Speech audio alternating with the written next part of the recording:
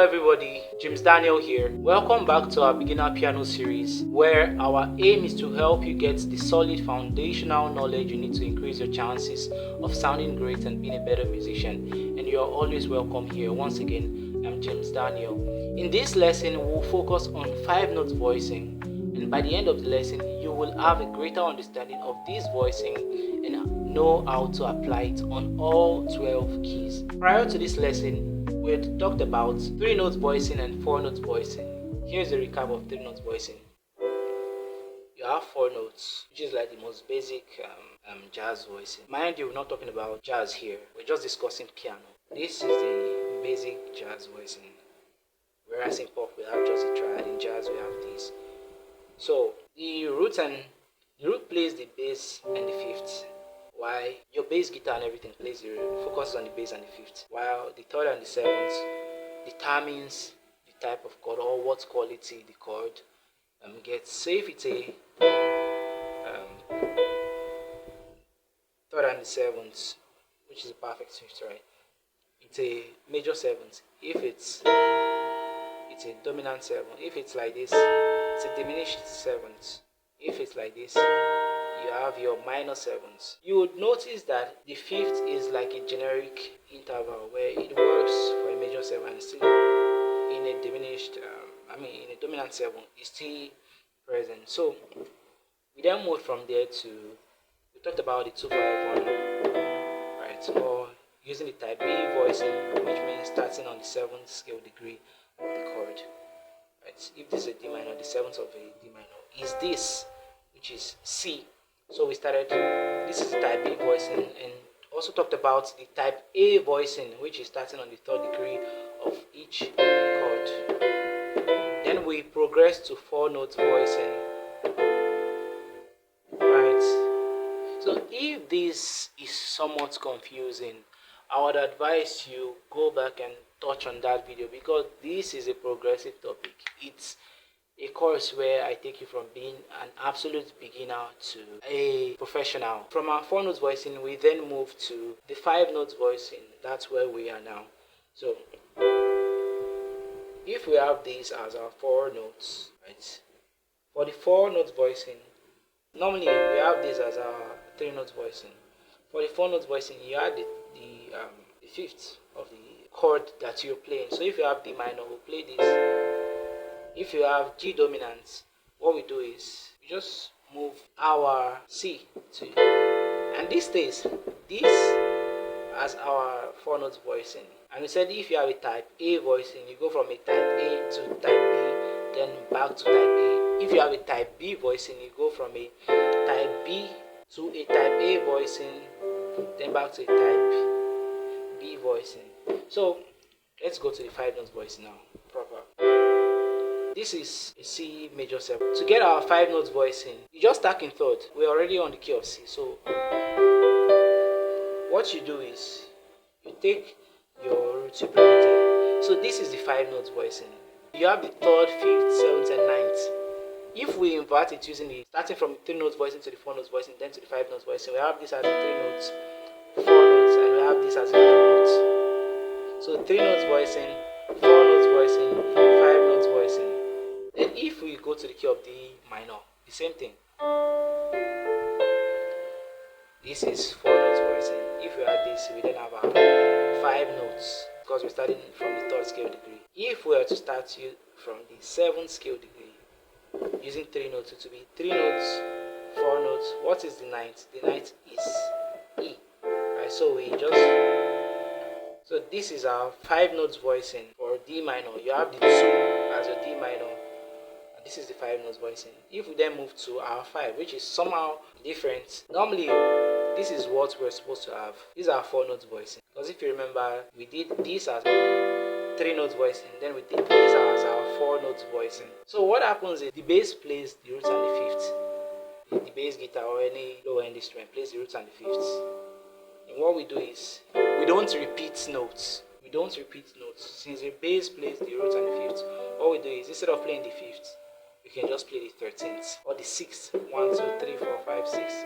But the reason why I call it a 13th is because in music theory, especially jazz music theory, the root and 13th are mostly used interchangeably. If you have a chord like a dominant chord that has this as a 6th, theory-wise, we call this a 13th. So if we have these as our 2, for the 5, instead of having to play the same thing like this, we do this. We play the 13th.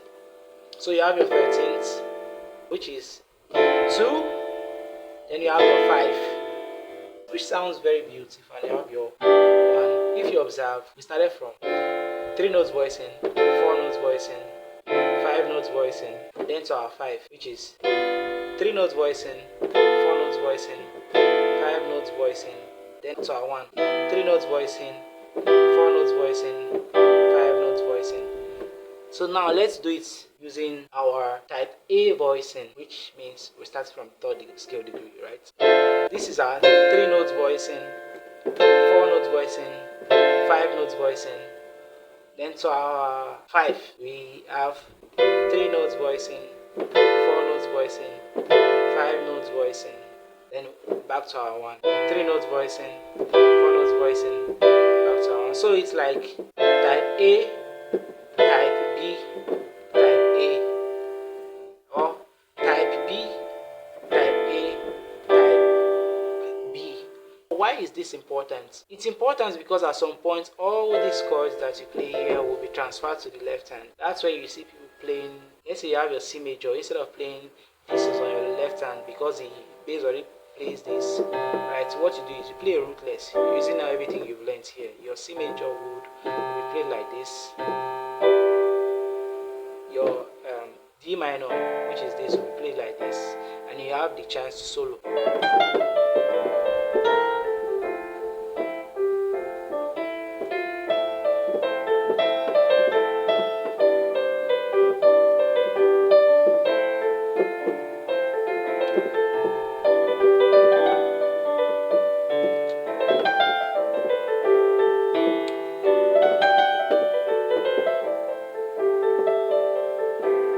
This is your 5.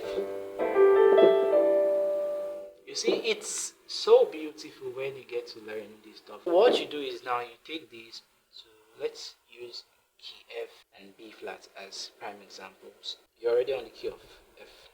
So we did 2, 5, right? If you then go to the key of F, our 2 will be D minor. So what we can do is, so because this is starting from the 3rd scale degree, right? Which is, this is our 1, this is our 3rd, 5, 7, and 9. Right? This is your 2. If you then go to your 5, which is your C dominant 7, which naturally would have played like this, right? What you can do is you play your 2, then your 5. Just move this, your 4 2. Because if we have to look at it, this is our 2, right? Then our 5. Let's start building up from 3 notes voicing. This is our 2, this is our 5. This is the 3 notes voicing. Then add 4 notes voicing. Then add our 5 notes voicing. So we have 2, 5.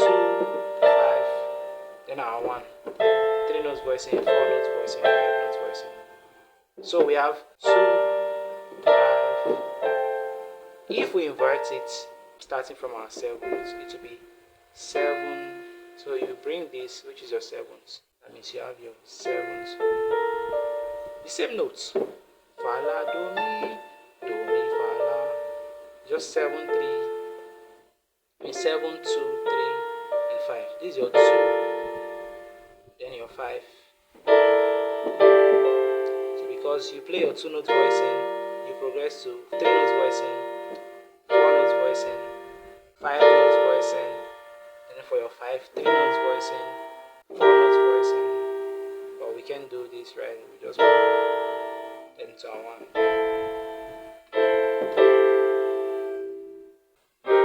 C minor is the 2 of B flats. So we have this, right, because it's the 2nd. So we have this as our 2. Then the 5, which is F. Just flatten your, so you have this as your F, then back to 1. we invert it.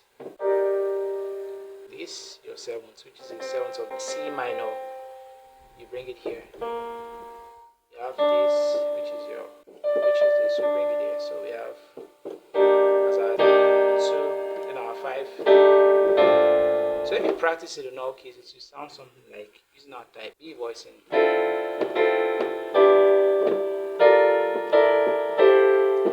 I'm playing it a circle of 4th, right?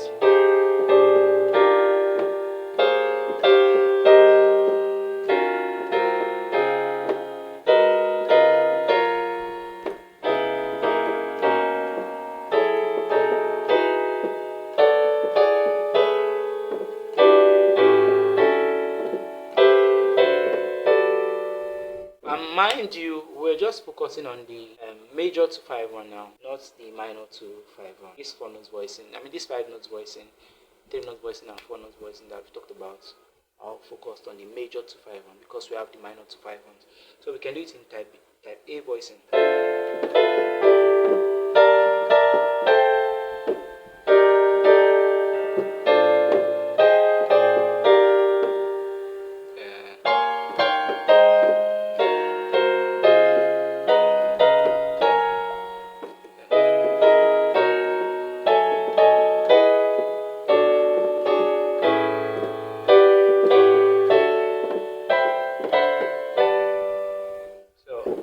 Come to the end of this 5 note voicing, so now it's left to you to do whatever you will with it. This is a continuation of everything that we've talked about before. After a period of time, you'll see how these things open up to you. Just practice it. Like I always say, practice. Like practice without even knowing how you're going to use it, because one day it will come in handy.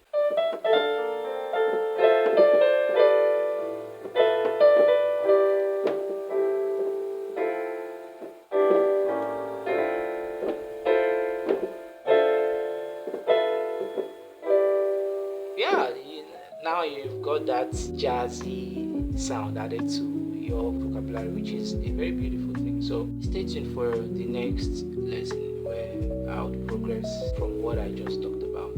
Go to the left-handed voicing, and from there, so go to the left-handed voice.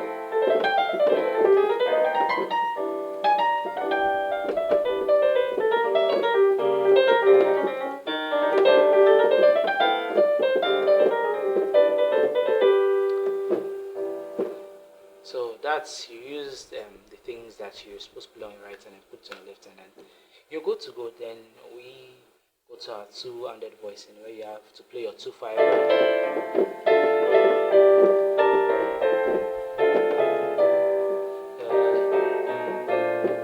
and the rest. So from there we progress and have a beautiful ending. So peace.